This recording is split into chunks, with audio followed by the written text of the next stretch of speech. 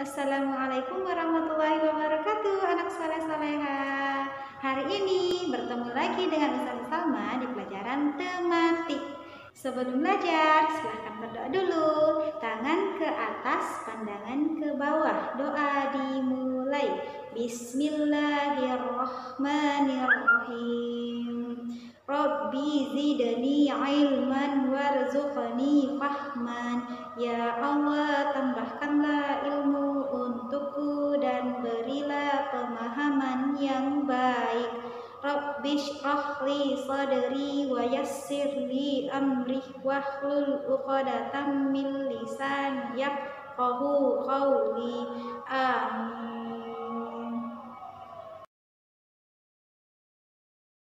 Sebelumnya, Ustazah mau bertanya dulu, bagaimana kabarnya hari ini? Alhamdulillah, luar biasa. Bersama Ustazah, tetap semangat, terus belajar. Yes, yes, yes. Allahu Akbar. Pasti lebih semangat lagi. Nah, sebelumnya Ustazah mau bertanya lagi, bagaimana ya kegiatannya di rumah? Apakah sholatnya tidak bolong-bolong lagi? Nah, semoga saja ya anak soleh soleha ingat, karena sholat itu adalah kewajiban kita sebagai umat muslim. Nah, seperti biasanya, silahkan diambil alat tulisnya dan anak soleh soleha harus sudah siap belajar. Oke, anak soleh soleha sudah siap belajar hari ini? Oke, silahkan disiapkan alat tulisnya dan ambil buku paketnya tema 2. Hari ini kita masuk di tematik tema 2, subtema 4, yaitu bermain di tempat wisata, pembelajaran 1, 2, dan 3. Silahkan diperhatikan baik-baik materinya ya anak soleh soleha. Materi yang pertama, tujuan pembelajarannya yaitu anandaku bisa mengetahui penggunaan tanda baca. Ya, tanda baca seperti apa ya? Tanda baca seperti tanda titik, tanda koma, dan huruf kapital. Akan diperhatikan dan disimak baik-baik materinya ya anak soleh soleha. Di dalam teks, di dalam bacaan terdapat tanda baca seperti tanda koma, tanda titik, dan huruf kapital. Nah, yang pertama kita akan bahas mengenai tanda koma. Nah, kapan ya digunakan tanda koma? Nah, tanda koma digunakan pada kalimat untuk merinci. Misalnya, ya, kita menyebutkan beberapa macam buah. Nah, perhatikan contohnya baik-baik. Nah, ibu membeli jeruk, koma, mangga, koma, apel, koma, dan alpukat. Diakhiri dengan tanda titik. Nah, jadi di kalimat itu ada tanda komanya dan ada tanda titiknya. Nah, karena penggunaan tanda koma itu digunakan untuk menyebutkan atau merincikan beberapa kata seperti tadi macam-macam buah yang dibeli oleh ibu, dan di akhir kalimat diberikan tanda titik. Oke, anak soleh soleha, pada akhir kalimat. Jadi setiap selesai membuat kalimat diakhiri dengan tanda titik. Apabila kita membaca, kemudian kita menemukan tanda titik, maka kita harus berhenti. Ya. Nah, selanjutnya tanda titik digunakan untuk menuliskan rupiah. Nah, apa sih rupiah? Nah, rupiah itu adalah mata uang Indonesia. Misalnya 1.000 rupiah, maka ditulis Rp 1.000 titik ya 1.000. Nah, itu adalah penggunaan tanda titik pada penulisan rupiah. Nah, contohnya lagi, misalnya 5.000 rupiah. Nah, 5.000 rupiah berarti kita tulis lagi 5.000.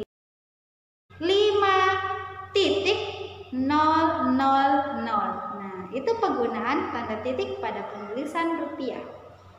Nah, penggunaan tanda baca selanjutnya yaitu huruf kapital.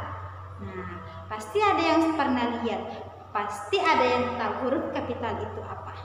Nah, huruf kapital itu sama dengan huruf besar. Ya, jadi huruf besar misalnya huruf A itu seperti ini, kemudian huruf kecilnya seperti ini. Ya, jadi Ustazah harap semuanya sudah membedakan ya, yang mana huruf kapital dan yang mana huruf kecil. Oke, nah selanjutnya penggunaan huruf kapital biasanya digunakan pada awal kalimat. Ya, misalnya saya pergi belajar. Saya berarti huruf S-nya harus huruf kapital. Kenapa? Karena dia berada di awal kalimat dan diakhiri dengan tanda titik. Selain itu, penggunaan huruf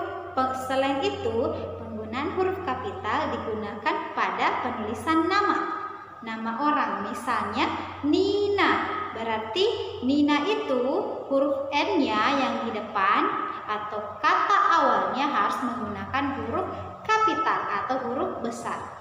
Ya. Nah, selanjutnya selain nama orang ada juga penulisan nama bulan dan nama hari. Oke, nama bulan ada 12 ya, anak soleh-soleha. Januari, Februari, Maret, April, Mei, Juni, Juli, Agustus, September, Oktober, November, Desember. Jadi ada 12 bulan setiap tahun. Jadi apabila kita menuliskan nama bulan tersebut di kalimat, maka harus diawali dengan huruf kapital. Kemudian nama hari. Sebelumnya Ustazah mau bertanya, ada berapa hari dalam satu pekan? Pasti ada yang berteriak, ada 7 hari. Yang mana itu? Ada Senin, ada Selasa, Rabu, Kamis, Jumat, Sabtu, Ahad, ya, atau Minggu. Jadi apabila menuliskan ke-7 hari tersebut di dalam kalimat, harus kata awalnya diawali dengan huruf kapital atau huruf besar. Apabila menemukan atau membaca bacaan, silahkan diperhatikan. Ya. Kemudian cara membacanya juga seperti apa? Ketika menemukan tanda titik di akhir kalimat, maka harus berhenti. Apabila menemukan tanda koma di kalimat, maka berhenti sejenak. Tujuan materi selanjutnya yaitu Anandaku bisa menentukan pembagian. Nah, beberapa hari ini kita telah mempelajari pembagian, ya, anak soleh-soleha. Dan sebelum masuk pembagian, kita telah belajar tentang perkalian. Nah, apa sih bedanya perkalian dan pembagian? Ada yang tahu? Oke, perkalian itu sama dengan penjumlahan berulang, sedangkan pembagian sama dengan pengurangan berulang. Hebat, ya, pasti sudah beda. Ada penjumlahan berulang dan ada pengurangan berulang. Nah, yang pertama Ustazah mau tes dulu. Masih ingat perkalian 1? Nah, perkalian 1 apabila berapapun dikalikan dengan 1, maka hasilnya tetap angka yang selain 1. Misalnya 2 dikali 1 berapa ya? Yang selain 1 ke berapa? Yaitu angka 2. Berarti jawabannya adalah 2. Nah, misalnya lagi 10 dikali 1. Jawabannya berapa ya? Nah, jawabannya adalah 10. Kalian 0, jawabannya bagaimana ya? Nah, Ustazah selalu ingatkan bahwa perkalian 0, berapapun dikalikan dengan 0, maka hasilnya tetap 0. Misalnya 5 dikali 0, 0. Ya, 0 dikali 10, 0. 1000 dikali 0, 0. 50 dikali 0, 0. Ya, anak soleh-soleha harus diingat. Jadi berapapun dikalikan dengan 0, maka hasilnya tetap 0. Selanjutnya, langsung Ustazah akan menjelaskan tentang pembagian. Yang pertama, Ustazah akan menjelaskan tentang menentukan pembagian bilangan 1. Misalnya, 3 dibagi 1 sama dengan 3 dikurang 1 kurang 1 kurang 1 sama dengan 0. Jawabannya berapa ya? Jawabannya adalah 3. Maka kuncinya pembagian bilangan 1, berapapun dibagikan dengan 1, maka hasilnya tetap angka yang selain 1. Sama tidak perkalian? Iya, sama. Ya, anak soleh-soleha. Jadi berapapun dibagikan dengan 1, hasilnya tetap angka yang selain 1. Misalnya lagi, 4 dibagi 1 sama dengan 4. Karena kita ambil di sini, misalnya kita memiliki donat 4. Ya, kita memiliki donat 4 dan kita mau bagi donat ini ke setiap orang masing-masing 1. Jadi berapa orang yang dapat donat? Maka yang dapat adalah 4. Karena donatnya ada 4. Ya, anak soleh-soleha, semangat! Selanjutnya, Ustazah akan menjelaskan tentang pembagian bilangan yang sama. Yang seperti apa ya bilangan yang sama? Misalnya, pembagian 4 dibagi 4. Berapa ya? Jawabannya adalah 1. Ya, jadi di sini harus diingat ya anak soleh-soleha, berapapun pembagiannya, misalnya 20 dibagi 20, 6 dibagi 6, 10 dibagi 10, maka hasilnya tetap 1. Jadi yang harus diingat bahwa bilangan yang sama dibagi dengan bilangan yang sama, maka jawabannya tetap 1. Ya, anak soleh-soleha, silahkan disimak baik-baik ya pelajaran hari ini. Nah, selanjutnya di sini Ustazah akan membacakan soal cerita, kemudian kita jawab sama-sama ya. Nah, di sini soal ceritanya tentang pembagian. Silahkan didengarkan baik-baik ya. Silahkan didengarkan baik-baik ya, anak soleh-soleha.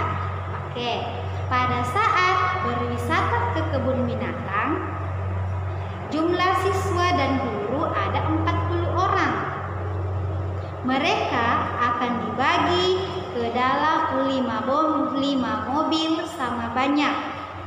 Berapa banyak penumpang setiap mobil? Nah, di sini yang mau kita selesaikan adalah pembagiannya. Bagaimana ya caranya? Nah, kita lihat dulu ada berapa guru dan siswa. Nah, ada 40. Maka kita tulis banyak penumpang, ada 40. Kemudian ada berapa mobil yang disiapkan? Nah, mobil yang disiapkan ada 5. Maka pembagiannya berarti banyaknya penumpang dibagi 5 mobil. Berarti 40 dibagi 5. Nah, silahkan diperhatikan baik-baik dan dihitung baik-baik ya anak soleh-soleha. Berarti pembagiannya, pengulangan berulangnya adalah 40 dibagi 5 sama dengan 40 dikurang 5 kurang 5 kurang 5 kurang 5 kurang 5 kurang 5 kurang 5 sampai 0 ya. Nah, setelah itu kita hitung ada berapa 5-nya ya. Nah, 5-nya ada 8. Maka jawabannya 40 dibagi 5 sama dengan 8. Oke, anak soleh-soleha, masih semangat anak soleh-soleha? Nah, tujuan pembelajaran selanjutnya yaitu Anandaku bisa membuat karya dari bahan alam. Nah, karya bahan alam ini setiap tema ada materi tentang bahan alam. Jadi pasti sudah tahu bahan alam itu seperti apa ya. Nah, bahan alam itu yaitu bahan yang terbuat dari alam atau bahan yang tidak bisa dibuat oleh manusia. Seperti apa itu? Seperti pasir. Pasir itu bahan alam ya. Nah, seperti daun, ranting kering, biji-bijian, kerang, dan kulit telur. Jadi, semua bahan alam itu bisa kita buat sebagai karya. Ya, anak soleha. Jadi, nanti Ustazah minta silakan membuat karya terserah dari bahan alam apapun. Jadi, Ustazah tunggu karyanya anak soleha dari bahan alam ya. Selanjutnya yaitu Anandaku mampu mengelompokkan benda berdasarkan ciri-cirinya, berdasarkan wujudnya, dan berdasarkan bentuknya.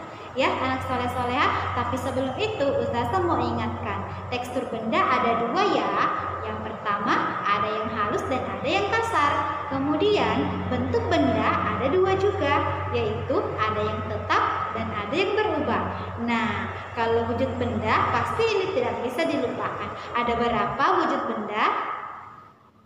Ya ada 3. Yang pertama ada benda padat, benda cair, dan benda gas. Jadi itu tidak boleh dilupakan ya anak soleh-soleha. Nah, adapun ciri-ciri benda padat yaitu bendanya tidak berubah atau tetap. Ya, kecuali gas dan cair ciri-cirinya yaitu berubah. Ya anak soleh-soleha, jadi Ustazah tidak usah sebutkan contohnya lagi karena Anandaku semua pasti sudah tahu membedakan 3 wujud benda tersebut. Jadi silahkan dibaca baik-baik teksnya di halaman 92 dan silahkan dikelompokkan yang mana benda padat, yang mana benda cair, dan yang mana benda gas. Oke anak soleh-soleha. Tujuan pembelajaran selanjutnya yaitu Anandaku mengetahui aturan berkunjung ke tempat wisata dan aturan di rumah. Jadi aturan berkunjung ke tempat wisata dan aturan di rumah itu ada persamaannya. Contohnya adalah tidak boleh membuat keributan, itu salah satunya. Jadi aturan di tempat wisata dan aturan di rumah itu sama. Ya anak soleh-soleha. Jadi salah satunya adalah tetap mengikuti tata tertib ya. Selanjutnya tidak boleh membuang sampah sembarangan. Pasti sekarang sudah banyak Anandaku yang rindu berkunjung ke tempat wisata. Jadi tetap berdoa supaya pandeminya segera berakhir dan kita bisa melakukan aktivitas yang lain termasuk pergi berwisata di sebuah tempat yang menyenangkan. Materi yang terakhir hari ini tentang gerakan menekuk tubuh. Nah, seperti apa itu? Nah, gerakan menekuk tubuh bisa digunakan pada permainan estafet tongkat. Oke, anak soleh-soleha. Jadi, menekuk tubuh bukan hanya lutut yang bisa ditekuk, tapi ternyata bisa kita tekuk, misalnya pinggang bisa ya, kemudian tangan bisa ditekuk ya. Jadi bukan hanya lutut yang bisa ditekuk. Silahkan diperhatikan gambarnya di halaman 94 ya anak soleh-soleha tentang permainan estafet tongkat. Anak soleh-soleha, cukup sampai di sini ya pelajaran hari ini. Oke, mari baca doa kafaratul majelis. Tangan ke atas, pandangan ke bawah. Bismillahirrahmanirrahim. La ilaha illa anta astaghfiruka wa atubu ilaik. Amin. Oke, anak soleh-soleha, cukup sampai di sini dulu ya pelajaran hari ini. Tetap jaga kesehatan, tetap laksanakan kewajiban dan tetap semangat. Ya, anak soleh-soleha.